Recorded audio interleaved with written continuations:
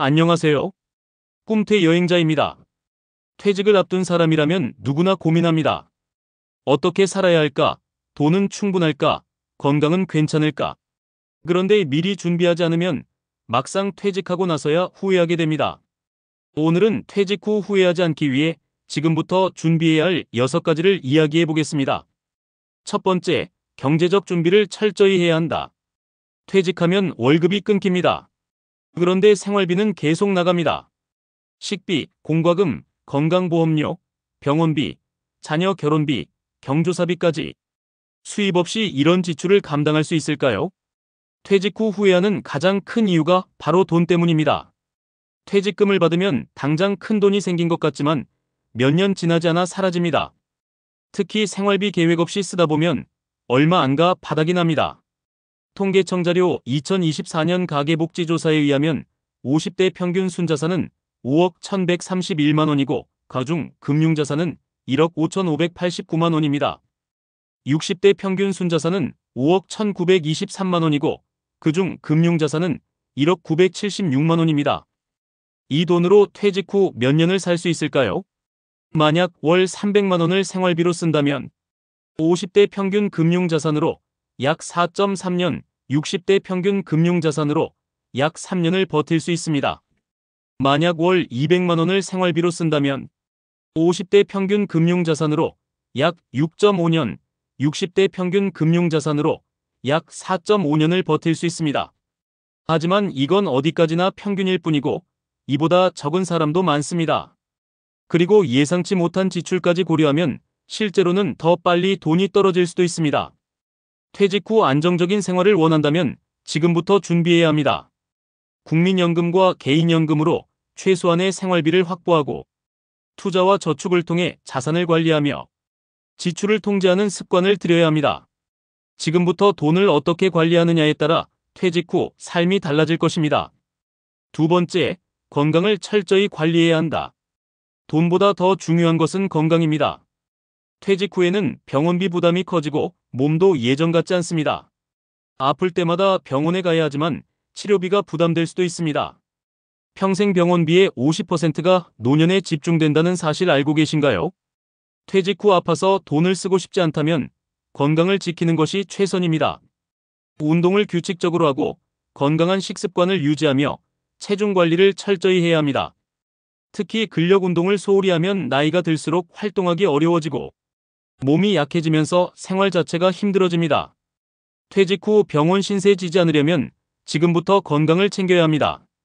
세 번째, 배우자와 좋은 관계를 유지해야 한다. 퇴직 후 가장 많은 시간을 보내게 되는 사람, 바로 배우자입니다. 그동안 직장에 집중하느라 배우자와의 관계가 소홀했다면 퇴직 후 두 사람 사이에 거리감이 생길 수 있습니다. 특히 남편들은 퇴직 후에도 회사에서처럼 행동하려는 경향이 있습니다. 하지만 가정은 직장이 아닙니다. 퇴직 후에도 배우자를 존중하고 배려하는 태도가 필요합니다. 배우자와의 관계가 좋으면 노후가 행복하지만 관계가 틀어지면 노후 생활이 힘들어질 수도 있습니다. 배우자와 함께 할 수 있는 취미를 만들고 감사하는 마음을 표현하며 대화하는 시간을 늘려야 합니다. 배우자와 사이가 좋은 사람이 퇴직 후 가장 행복한 사람입니다. 네 번째, 평생 즐길 취미를 만들어야 한다. 퇴직 후 시간이 많아지지만 그 시간을 어떻게 보낼지 고민하는 사람이 많습니다. 일이 없어지면 하루가 길게 느껴지고 무기력해질 수도 있습니다. 그래서 퇴직 전에 취미를 만들어야 합니다. 핸드폰을 만지작거리면서 무료한 시간을 보내게 됩니다. 그렇게 시간이 흐르면 우울감과 허무함이 따라옵니다. 그러므로 미리미리 취미를 만들어야 합니다. 글쓰기, 그림 그리기, 바둑, 음악 감상처럼 두뇌 건강에 도움이 되는 취미를 만들거나 산책, 등산, 자전거 타기처럼 운동과 취미를 동시에 할 수 있는 활동도 좋습니다. 요리, 여행, 가드닝처럼 배우자와 함께 할 수 있는 취미도 고려해 보세요. 취미는 단순한 놀이가 아닙니다.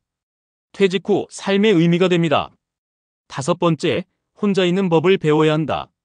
퇴직 후에는 인간관계가 자연스럽게 줄어듭니다. 직장을 떠나면 연락이 뜸해지고 자주 만났던 사람들과 멀어지게 됩니다.